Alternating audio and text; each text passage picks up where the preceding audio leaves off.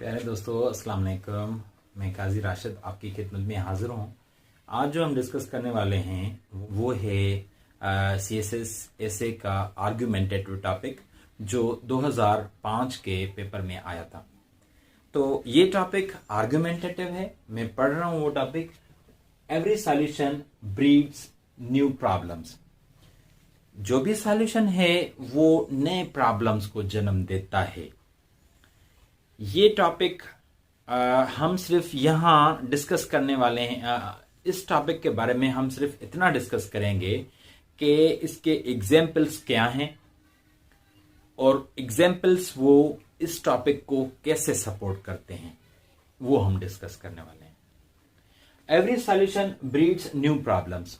जो भी सॉल्यूशन है वो एक नए प्रॉब्लम को जन्म देता है। आप ब्रेन स्टॉर्मिंग कीजिए कि वो कौन से सॉल्यूशंस हैं जो किसी नए प्रॉब्लम को जन्म दे रहे हैं।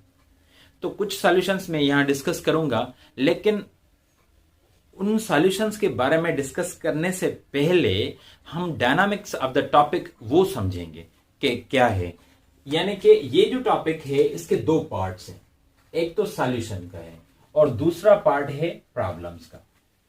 एक पार्ट सॉल्यूशंस का है और दूसरा पार्ट प्रॉब्लम्स का है। लेकिन इसका तीसरा पार्ट भी है जो हिडन है, वो हमें डिसाइफर करना है। वो है थर्ड पार्ट। वो कौन सा है? वो ये है कि सॉल्यूशन, कोई ना कोई प्रॉब्लम होता है, उसका सॉल्यूशन होता है।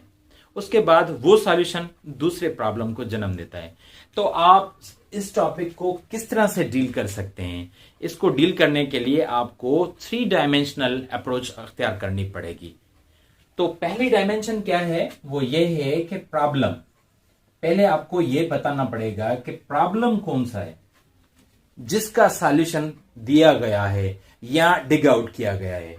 उसके बाद सॉल्यूशंस के बारे में डिस्कस करेंगे कि उस प्रॉब्लम का कौन सा सॉल्यूशन निकाला गया।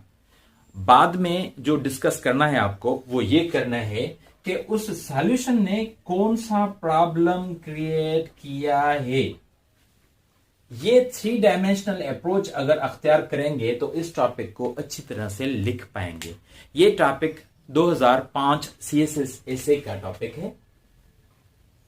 2005। तो जो भी पैराग्राफ होगा वो भी आप इस तरह से डील करेंगे। तो अब चलते हैं कि इसके कौन से एग्जाम्पल्स हैं जो इस टॉपिक को सपोर्ट करते हैं।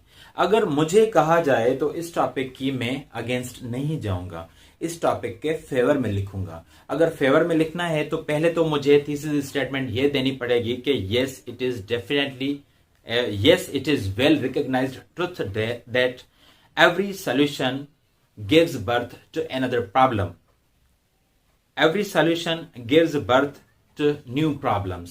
तो इस तरह से अगर मैं अप्रोच डेवलप करता हूं तो मैं अच्छी तरह से इस पे आर्गुमेंट्स भी दे सकूंगा। होते जो टॉपिक पेपर सेटर देता है अक्सर करके उस टॉपिक के अगेंस्ट नहीं होता, लेकिन ये हार्ड एंड फास्ट रूल नहीं है।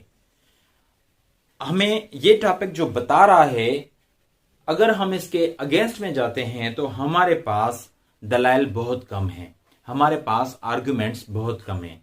अगर हमें इस टॉपिक पे बहुत सारे आर्गुमेंट्स लेने हैं तो वो हमें अगेंस्ट में नहीं, फार में मिलेंगे। कौन से टॉपिक्स हैं और कौन से आर्गुमेंट्स हैं, मैं आपको बताता हूं।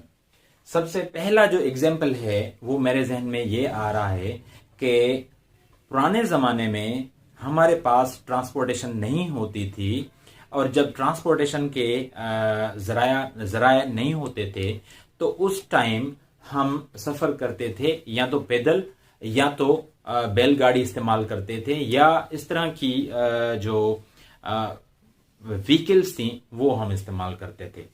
लेकिन इसका सॉल्यूशन क्या निकाला गया?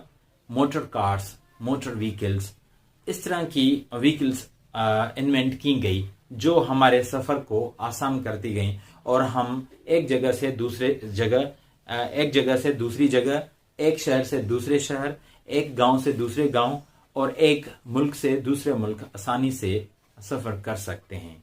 और इसमें और भी जिद्दत आई और वो क्या थी? एरोप्लेन। ये एक सॉल्यूशन ढूंढा गया, ये एक प्रॉब्लम का सॉल्यूशन है। प्रॉब्लम क्या था कि to travel from one place to another place was very much difficult before the invention of motor cars, motor vehicles and aeroplanes. तो इस तरह का जो प्रॉब्लम है उसका सॉल्यूशन एरोप्लेन और मोटर व्हीकल्स की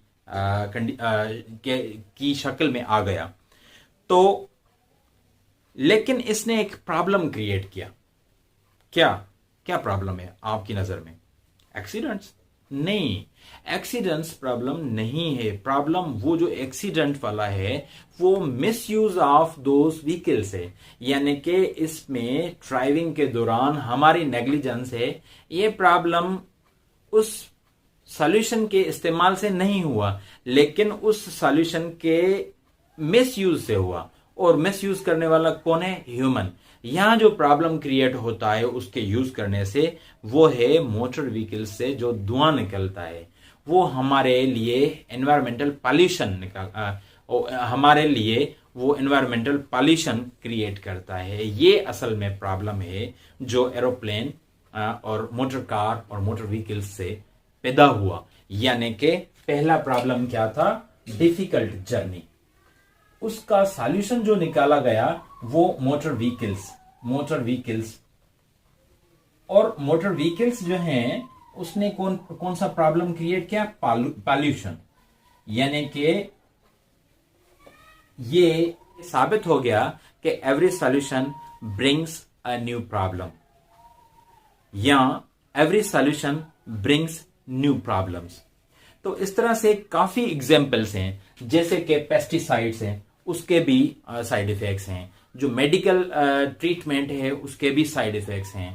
इस तरह से बल्ब है, बल्ब वो रोशनी तो दे रहा है लेकिन आईसाइट पे असर कर रहा है।